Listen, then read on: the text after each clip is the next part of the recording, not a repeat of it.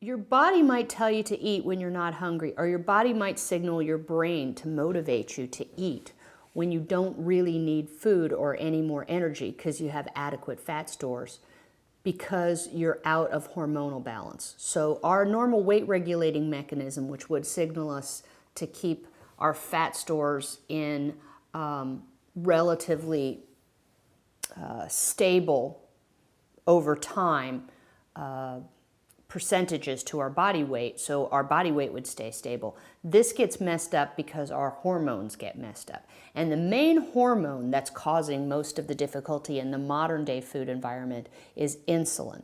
So we have to look and see what kind of things are driving us to have insulin present all the time.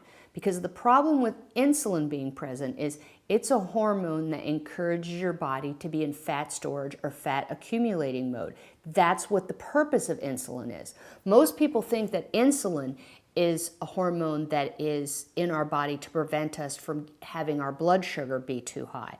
But we are forgetting that in the natural world, you just really wouldn't have access to the kind of concentrated sugars and starches which would overwhelm our system to the extent that insulin would be needed to lower blood sugar, which would be dangerous, down to non-dangerous levels. That just really wouldn't happen in nature. So why would all these animals, including humans, have insulin if its primary job wasn't just to lower your blood sugar from emergency levels? That's because the primary job of insulin is to decide what to do with energy storage of fuel. It can keep fat in your fat stores, or it can build up your muscles. So energy management is the job of insulin, and insulin is wanting to build up and hold on to energy. So while insulin is circulating around in your bloodstream after you've eaten, particularly after you've eaten foods that have carbohydrates in them, is that it will encourage fat to move into fat cells. First, it's going to deal with the glucose, and the glucose needs to be lowered because that could be dangerous. So the cells are going to take all the glucose that they need first. It's sort of, as you look around going, where can we distribute this wealth? First, it goes into the cells, and that sugar can't go into the cells without insulin there to open the door. So insulin serves a really important role. So insulin will open the door and let the calories, we call them calories, it's really just fatty acids and glucose. It allows them to get into the cell so that the cells can have fuel. Because we don't eat for fuel for ourselves, we eat food that's digested and then it goes into our bloodstream that can be used by individual cells. So cells don't eat, but they do require nourishment. Once the cells are topped off and they don't need any more glucose, then that extra glucose that's floating around from the meal that you just ate can go into sort of medium-term storage, or what I call like the overnight case. So it will go to the muscles and it will go to the liver, and what that does is it provides you with a snack or an emergency fuel in the form of glucose, which is in a long chain, which can be popped apart really easily by a very fast chemical reaction. So you always have an instant snack available in your liver or in your muscle cells, unless you've been in a period of prolonged not eating or really intense exercise.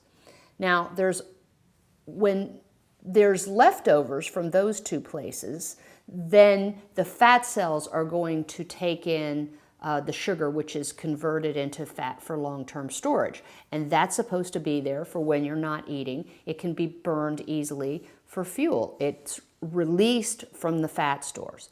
Now, the problem when you have insulin around all the time is it's going to always be encouraging this distribution of fuel, but you're always topped off. So what do you do with the extra? You put it in that trunk, and that's what I call the fat stores, the trunk. And we are packing up fat for this winter that's never coming. We're putting more and more things in our trunk, and we have to just haul it around with us. And this trunk is like one of those magical expanding trunks, like Harry Potter or something, that it will just keep taking all the extra fat in, because the insulin is just going to say, move the fat into the fat stores.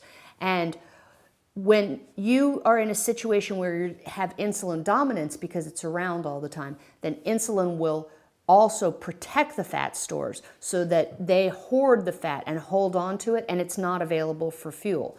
But the cells will still need fuel, and then they'll signal to the brain to go out and get more food. So you will be hungry because hormonally you are in an insulin dominant stage, which doesn't allow your fat to be released to be burned as fuel. And therefore, the cells that still need a constant supply of energy are going to look for the easy to get energy because it's surrounding us all the time right now. And that situation triggers us hormonally. When food is available, we should eat it. So the end of summer, the harvest time, that would have been the time to put on weight. So when you're in insulin dominance, it actually would have been a protective mechanism to put on those extra pounds, to put that extra padding on that you would really need to carry you through the winter.